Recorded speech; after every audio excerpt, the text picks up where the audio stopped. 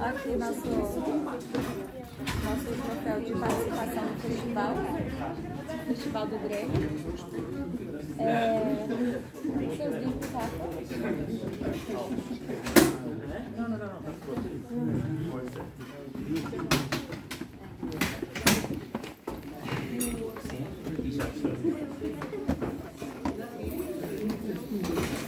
Não trouxe o gimbal? Acabou, bateu. Aí fez essa Mas acabou de terminar o... Deu pra filmar? O espetáculo acabou no final. Quase no final. Aí a gente deu uma encorpada na câmera, ela conseguiu ajustar e filmar o resto. Bom, pessoal, agradeço demais vocês que estão aqui para bater um papo com a gente. Gostaria de deixar aberto, porque se alguém quiser comentar alguma coisa ou perguntar, fica à vontade, perguntar para qualquer um de nós sobre o espetáculo, se quiser comentar alguma coisa, falar do festival, enfim, compartilhar também de vocês, não sei quantos aqui são artistas, ou gostariam de ser artistas, enfim, fica aberto. Eu gostei muito de toda essa complexidade que havia e particularmente o respeito ao que vivi à distância, a guerra do Vietnã. Portanto, faz ligação à que estamos a viver agora.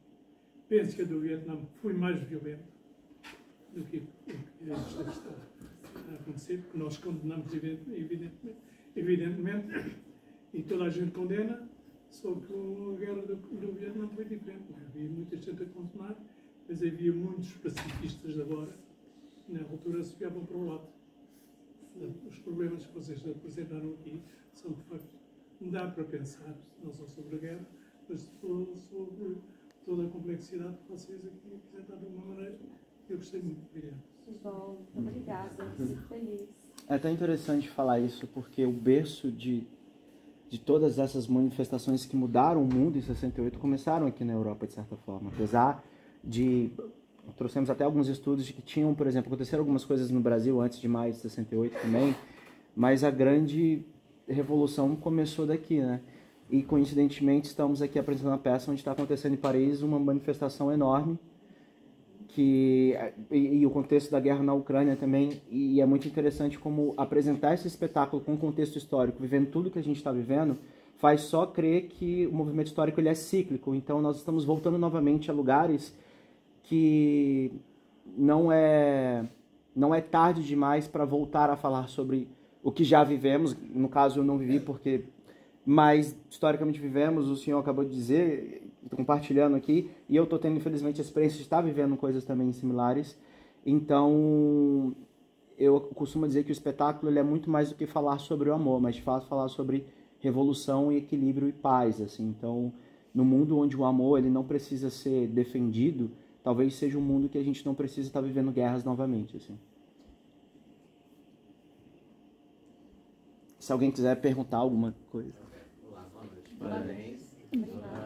Sou vosso conterrâneo. Não sei. Sim, não sei qual foi a concepção da preparação do espetáculo, no intuito já de inserir ele numa circulação internacional, se foi isso.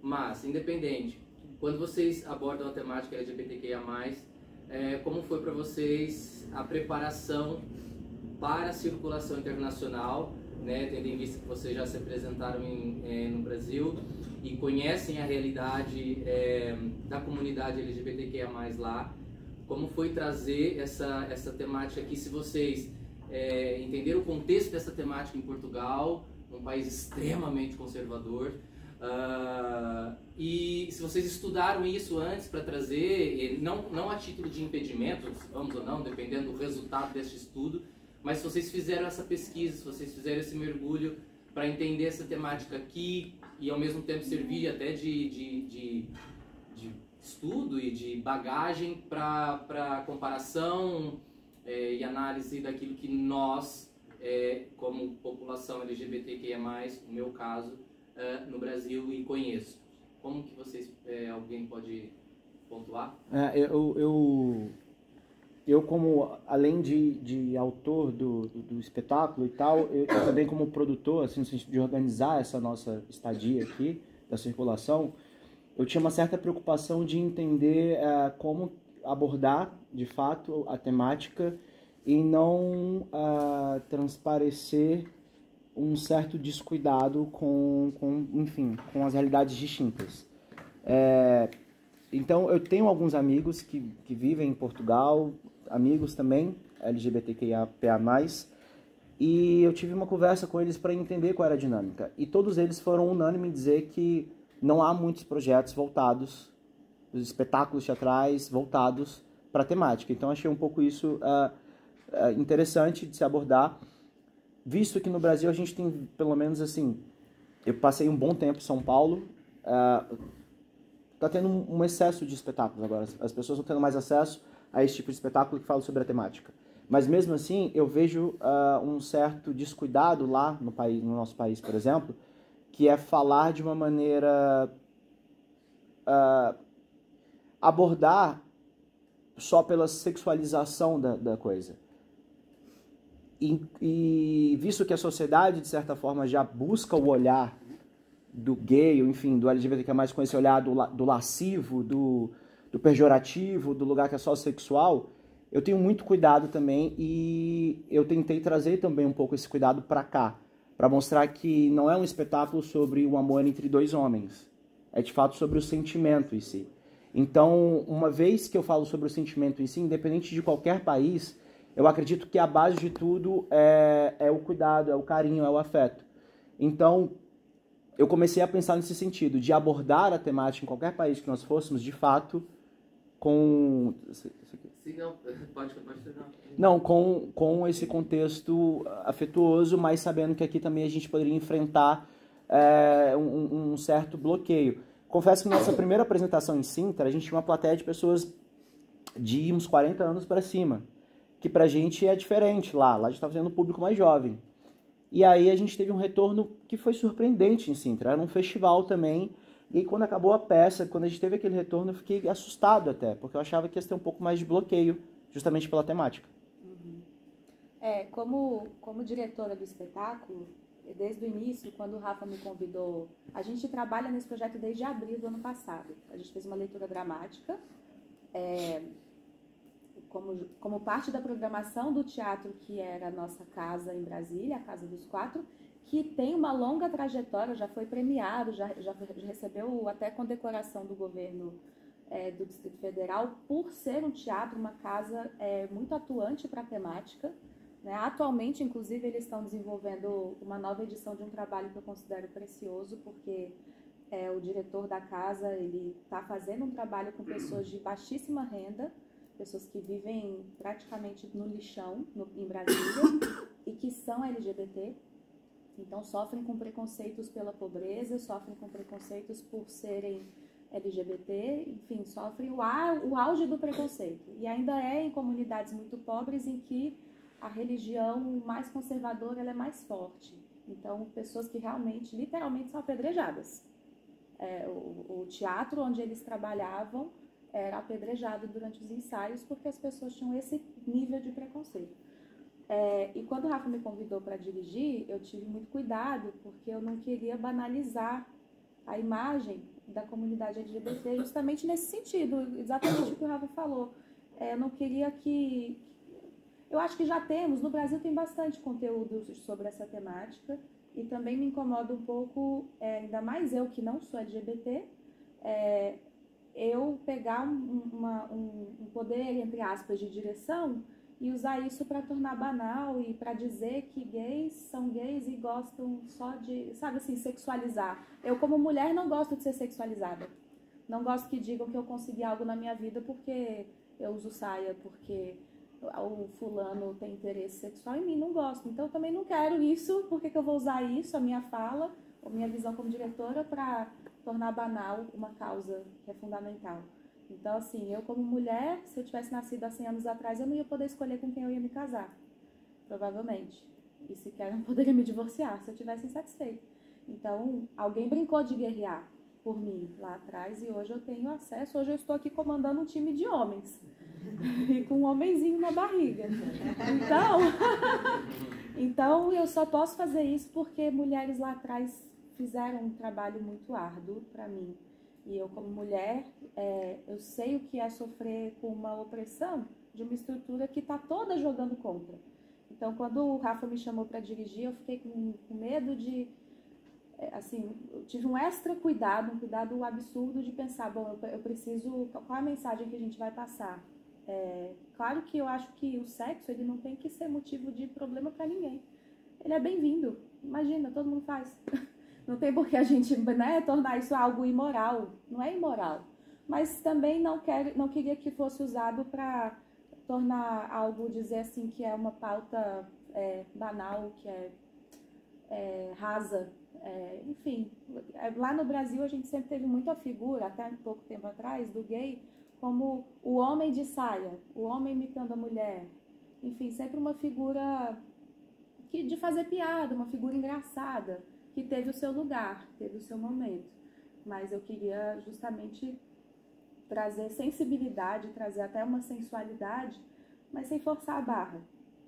Porque senão eu sinto, só para fechar também, porque eu falo muito mesmo, porque senão a gente acaba pregando para convertidos.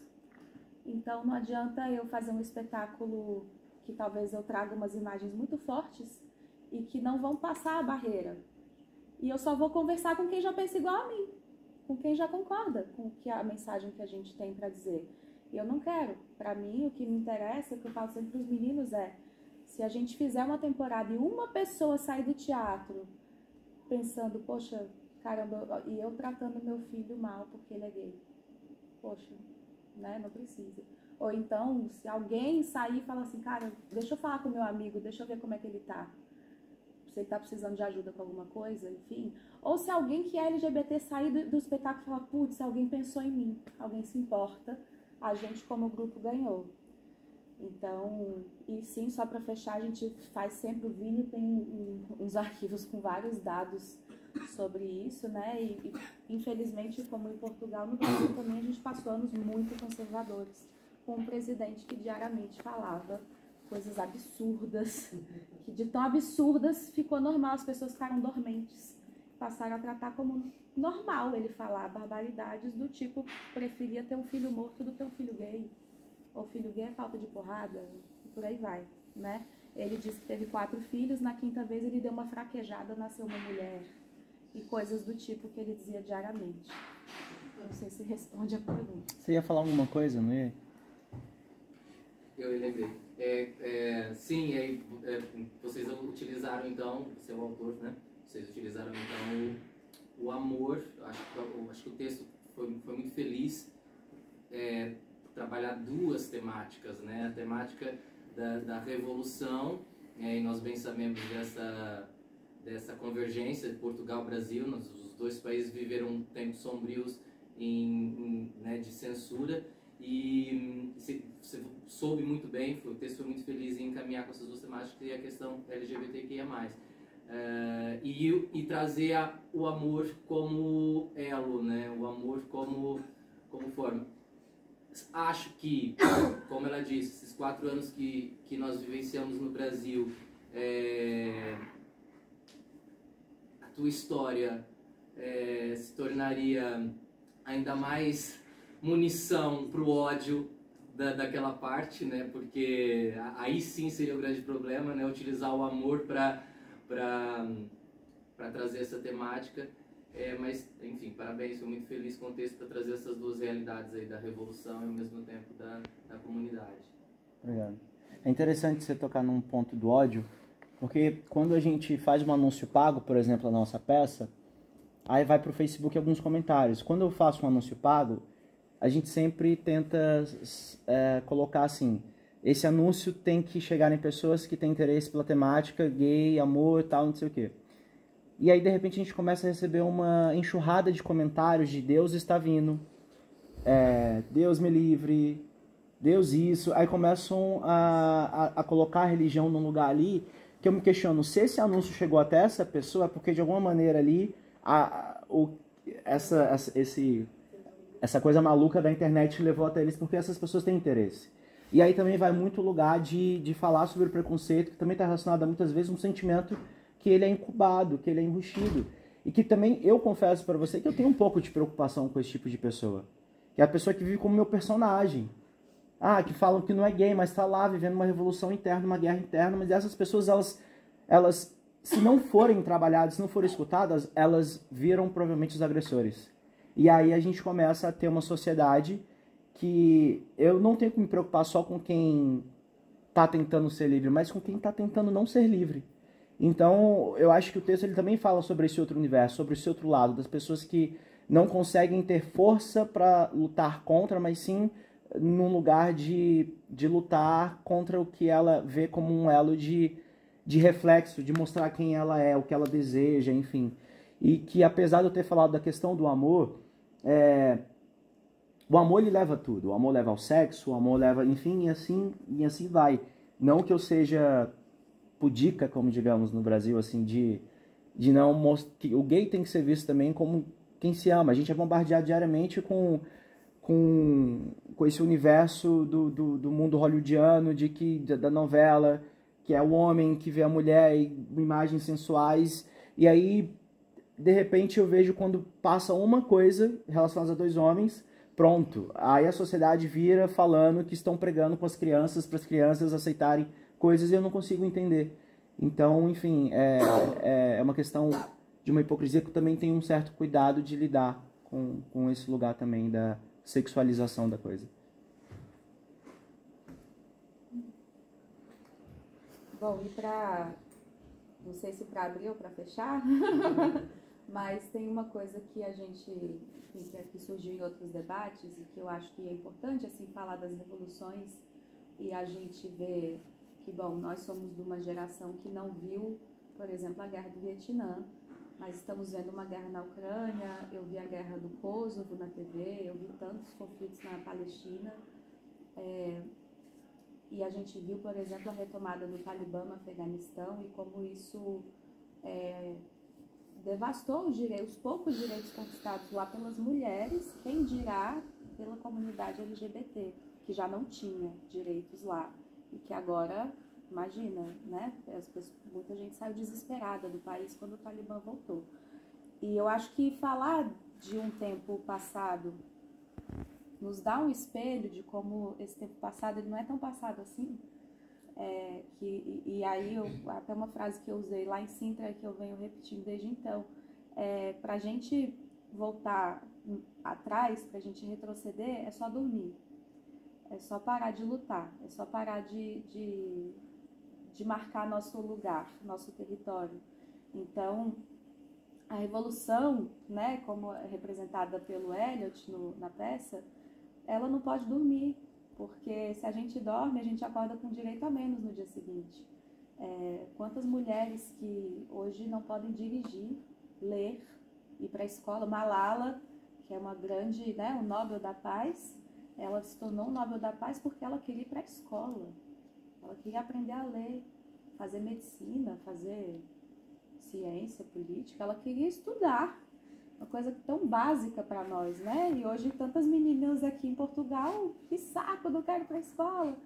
Mas isso foi conquistado a duras penas e para algumas meninas, milhões de meninas ao redor do mundo, bastou isso aqui para que voltasse no passado. Para que meninas, enfim, estou falando das meninas porque eu não vou, enfim, eu acho que é onde eu tenho um pouco mais de repertório, mas eu digo mesmo para a comunidade LGBT, como diretora do espetáculo, eu quis dar esse espelho de que se a gente dormir no ponto, os direitos são subtraídos. E a gente viu isso no Brasil, que 4 anos de um governo intolerante, de um governo conservador, conseguiu atrasar 10 anos, 20 anos, não só de direitos, mas de pensamento.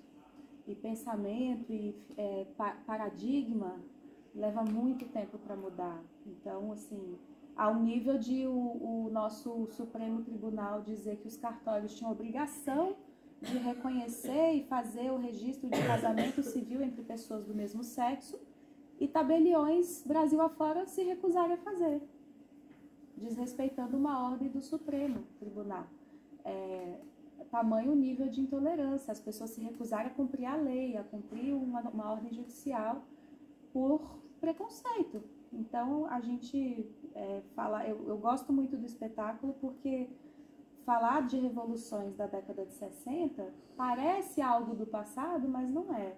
É um ciclo que se repete. Se a gente dormir e parar de cuidar dos nossos direitos conquistados, daqui a pouco a gente vai perdendo. E não só LGBT, mulheres, crianças, idosos, enfim, pessoas mais pobres, imigrantes. É só a gente parar de se incomodar, é só a gente parar de vigiar, orar e vigiar, né? Se a gente parar, os direitos vão embora. Isso é um pequeno apontamento que eu reparei, acho que se calhar também os restantes portugueses terão reparado, o facto de terem escolhido flores vermelhas. Eu não sei se sabem a nossa Revolução dos Cravos, também, pronto. E será celebrada no próximo mês. Não sei se a escolha das flores vermelhas teve alguma coincidência, foi um mero acaso. Foi coincidência. Quando a gente fez, assim, eu conheço, né, eu sei da Revolução dos Cravos, mas as flores vermelhas a gente já usava no Brasil quando a gente nem imaginava fazer o espetáculo em outros países. Mas a imagem mais forte que surgiu, que acabou ficando as flores e tudo, era num dos ensaios, a gente não tinha uma arma, então eu falei, vamos usar um buquê, porque eu também não quero ser muito literal nessa cena. E aí a gente trabalhou com o buquê, ficou muito bonito. E também o que a gente usou, na verdade, não foi inspirado na Revolução dos Cravos, mas a gente usou como inspiração uma foto da década de 60, dessas manifestações, em que um estudante, ele está com armas apontadas para ele, e os estudantes colocam flores no cano das espingardas e colocam rosas. Essa imagem, ela é bem conhecida, né, dessa época dos estudantes, e a gente quis usar essa referência, e acabou ficando uma feliz coincidência. Mas, inclusive, a gente escutou, porque o Luca tem uma colega que é portuguesa, e ela apresentou pra gente uma música. Qual o nome da música? Grândola Vira Monera. E quando a gente ouviu... Exato. Quando a gente ouviu a música, a gente falou, essa música poderia perfeitamente fechar o espetáculo, porque ela diz muito também sobre isso e traz os passos, que é exatamente a linguagem que a gente quer trazer no final, que é, apesar da morte das personagens ali, elas morreram enfrentando e aceitando quem elas eram ali. Então, sabe, vamos pra guerra, vamos lá. E às vezes é isso, não existe revolução sem dor. Pra gente fazer revolução vai doer em algum lugar. Então, quando eu escutei essa música, quando a gente escutou essa música, foi incrível, assim. Então, foi interessante você tocar num assunto, porque apesar da Rosa não ter sido, essa música, ela reverberou um pouco sobre... E a nossa Revolução dos Cravos foi justamente isso, né, também. A gente se baseou na foto que a gente conhecia, mas a Revolução dos Cravos foi justamente colocar flores nas armas dos soldados. Então, acabou que casou as duas situações. Né? Sim. Os deuses são generosos nesse A coincidência também no tempo, né? Estamos quase nas celebrações do 25 de abril. Sim. Nós vamos apresentar essa peça no dia. Prepare-se para uma grande conversa. Pessoal, a gente está se aproximando do nosso encerramento. Se alguém quiser falar mais alguma coisa, tirar alguma dúvida, a gente está super aberto e disponível. Se não, já agradeço muito pela escuta, pela permanência e pela conversa, enfim. Muito obrigada. Obrigado e até a próxima. Obrigado.